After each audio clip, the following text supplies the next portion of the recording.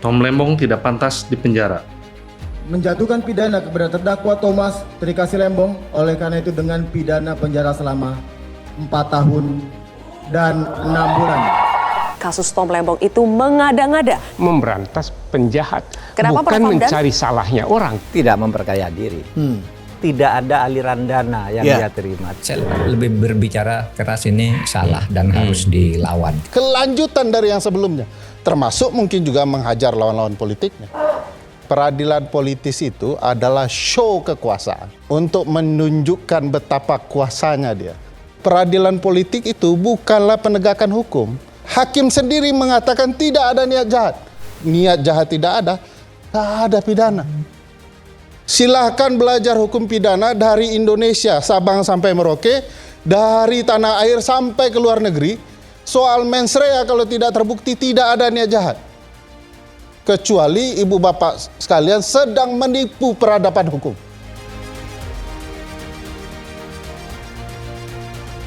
Sobat Mediokrat, berbulan-bulan saya mengikuti kasus Tom Lembong, dari setiap sidang hingga akhir putusan hakim.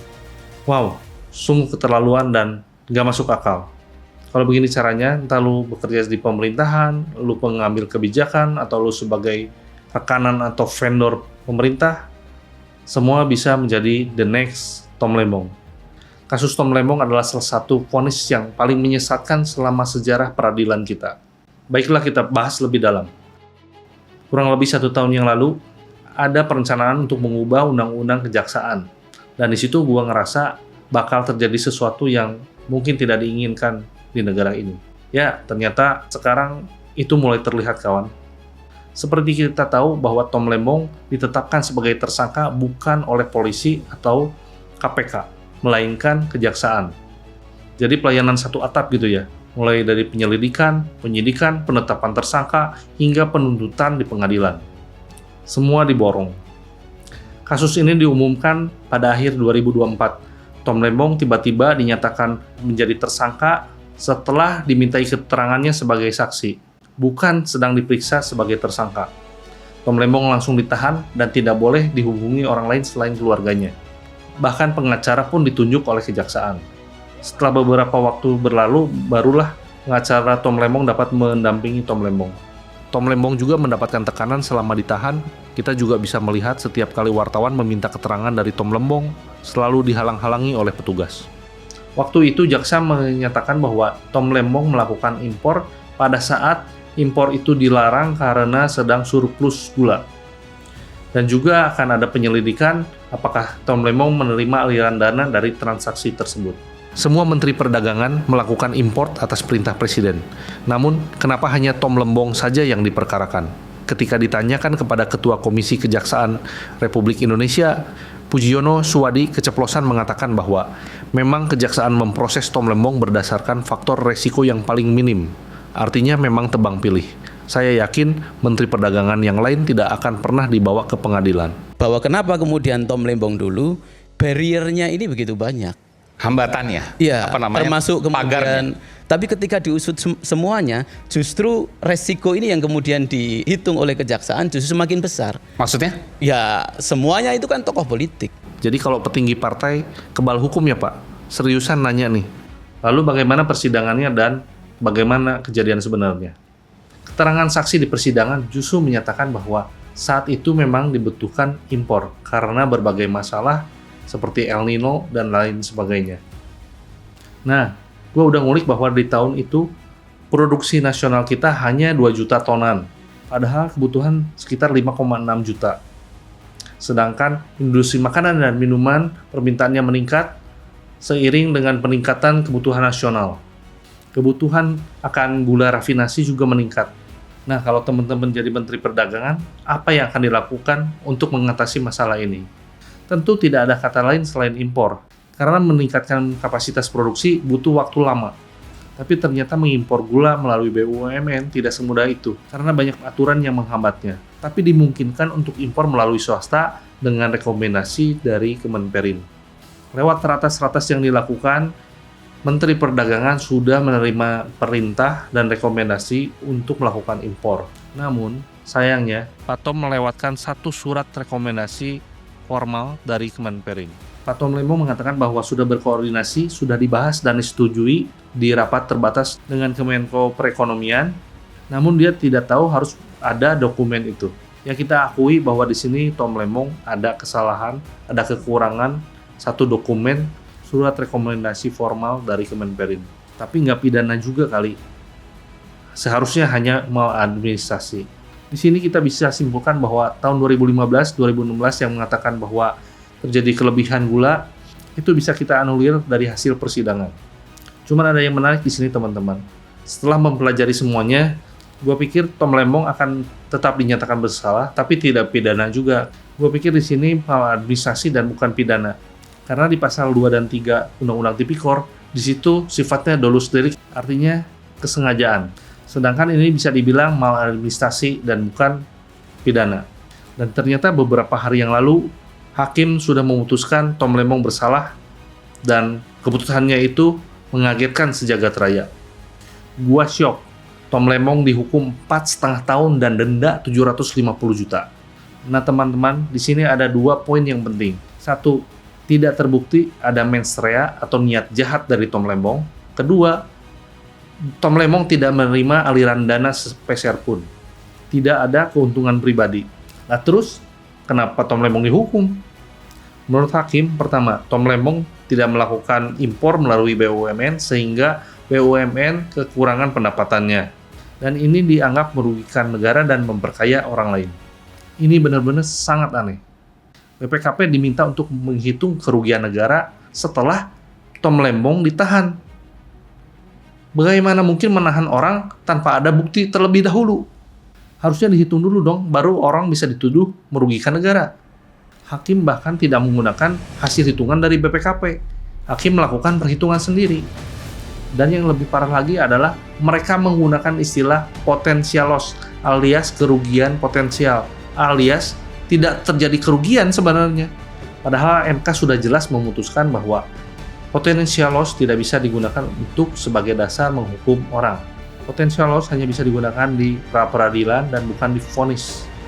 Lu bayangin hari ini dihukum 4,5 tahun dan 750 juta bukan karena merugikan negara secara nyata, tapi karena seandainya impor tidak dilakukan, seandainya melalui vendor lain, seandainya.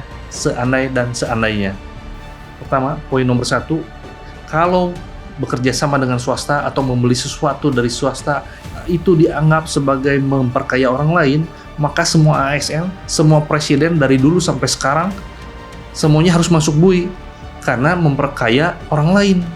Padahal aturannya pun memperbolehkan bekerja dengan swasta asal ada rekomendasi. Nomor 2, jika aturannya memang harus ada rekomendasi formal dan Tom Lembong tidak mempunyai itu, tapi kan ini maladministrasi. Sangat lucu jika ini dijadikan alasan untuk mengelabeli seseorang koruptor dan memenjarakan 4,5 tahun ditambah 750 juta denda. Ini benar-benar gila. Dan yang lebih gila lagi adalah pengadilan menyatakan bahwa tidak menemukan niat jahat alias mens rea, tidak juga menemukan aliran dana untuk kepentingan pribadi Tom Lembong. Jadi dihukum gara-gara apa? Pak Mahfud MD sudah menjelaskan bahwa kalau tidak ada mens rea, orang tidak bisa dihukum, tidak boleh dihukum. Ini cuplikannya ya. Tidak bisa orang dipidana kalau tidak ada mens rea. Meskipun orang misalnya terbukti membunuh orang, tapi tidak ada mens rea, itu tidak bisa dihukum. Hakim malah menjatuhkan hukuman gara-gara Tom Lembong katanya dianggap memberi ruang ekonomi kapitalisme. What? Ini benar-benar mengada-ngada banget, maksa banget, nafsu banget pengen memenjarakan Tom Lembong. Tidak ada dalam sejarah yang seperti ini. Tidak ada karena memang tidak ada norma hukumnya. Coba yang disebut ekonomi kapitalis itu seperti apa? Apa maksudnya? Apa maksudnya adalah pasar bebas? Kalau artinya adalah pasar bebas, maka yang buka keran impor itu harus dibui. Kalau yang dimaksud kapitalistik itu adalah akumulasi nilai, maka yang memberikan kemudahan-kemudahan kepada konglomerat itu harus dihukum. Yang memberi izin tambang itu harus dihukum. Ini benar-benar ngaco, benar-benar mengada-ngada, benar-benar keterlaluan. Kalau begini caranya tidak akan ada orang pintar, kompeten yang mau menjadi pejabat. Mereka takut akan dipenjarakan dengan hal-hal konyol seperti ini. Siapa yang mau dipenjarakan gara-gara hal-hal seperti ini coba? Pak Mahfud MD di-framing sebagai pendukung keputusan pengadilan. Gara-gara rekaman sewaktu Tom Lembong ditetapkan sebagai tersangka. Namun setelah ada putusan ini, Pak Mahfud MD langsung memberikan klarifikasinya. Saya lebih berbicara keras ini salah dan harus dilawan. Bicara soal apa itu? Kapitalisme. Kapitalisme. Itu juga saya terkejut itu. Itu apa? Kapitalisme itu kan tidak ada normanya. Oh, Iya kan? Iya bro. Kapitalisme itu ide.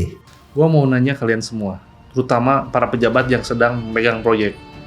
Kalau saja Tom Lembong yang tidak tanpa mens rea, tidak terbukti ada niat jahat, tidak menerima keuntungan pribadi, itu dipenjarakan.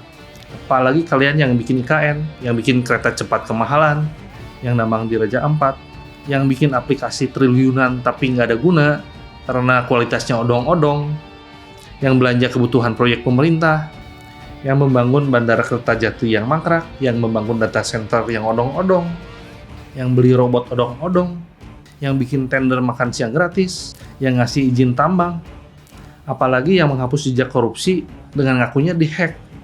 Kalian semua harus masuk penjara dong. Ketika rezim berubah, tamat riwayat lu. Karena menurut logika hakim dan jaksa, membeli barang dan jasa dari vendor adalah memperkaya orang lain. Dan itu adalah kerugian negara. Dan itu adalah korupsi. Dan itu cukup untuk membuatmu masuk bui. Logika macam apa ini? Yang usaha ya cari untung, masa cari buntung? Harusnya boleh dong untung secara wajar, tanpa markup, tanpa kong kali kong, tanpa kolusi-kolusi. Dan seumur hidup ini akan ada dan menghantui jika kasus ini dimenangkan oleh Kejaksaan Republik Indonesia.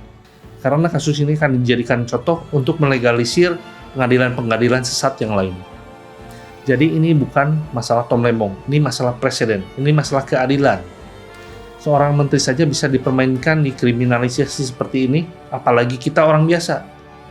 Lu bisa tiba-tiba masuk penjara tanpa tahu salah lu apa. Bahkan lu bisa hilang tiba-tiba kapan saja. Di video sebelumnya gue sudah membahas bahwa di negara ini berlaku plata o plomo, uang atau peluru. Lu ikutan korupsi dan tutup mulut, atau lu dikriminalisasi atau dibunuh.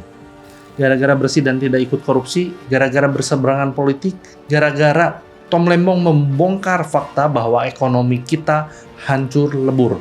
Tidak ada daya beli sama sekali. Gara-gara naik daun dan takut menjadi pemimpin di masa depan, sebelum itu terjadi, dibunuh dulu karirnya sekarang.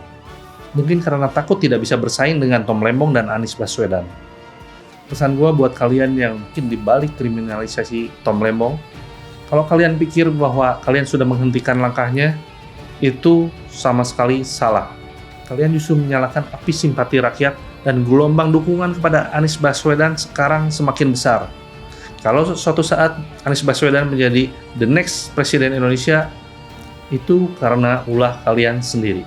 Gua di sini bukan pendukung Anies, gua di sini nggak kenal Anies sama sekali, gua di sini bukan simpatisan Anies, gua tidak kenal sama sekali, gua bukan orang politik, gua bukan simpatisan politik manapun. Di sini bukan berbicara mengenai personal, tetapi nilai keadilan. Sebagai warga negara, gue nggak rela hukum dijadikan sebagai mainan untuk menindas rakyat dan untuk menghabisi lawan-lawan politik. Itu akan menghancurkan negara kita, itu akan menghancurkan Indonesia. Kalau hukum dimain-mainkan, bahkan orang bisa dihukum hanya gara-gara potensi kerugian, maka semua orang bisa dihukum kapan saja. Semua bisa dikriminalisasi kapan saja. Hukum nggak boleh bekerja berdasarkan asumsi. Hukum harus berdasarkan bukti. Mungkin hari ini Tom Lembong yang menjadi korban, tapi besok mungkin kita semua menjadi korban. Yang kita bela bukan personal, tapi nilai keadilan, yang itu adalah hak warga negara Indonesia. Karena itu, kita harus bersuara hari ini. Bukan hanya untuk Tom Lembong, tapi untuk kewarasan sistem hukum kita. Kalau bukan kita, siapa lagi? Tidak mungkin orang asing yang akan merubah Indonesia. Sekali lagi, kalau bukan kita, siapa lagi? Salam perjuangan mediokrat. See you next video.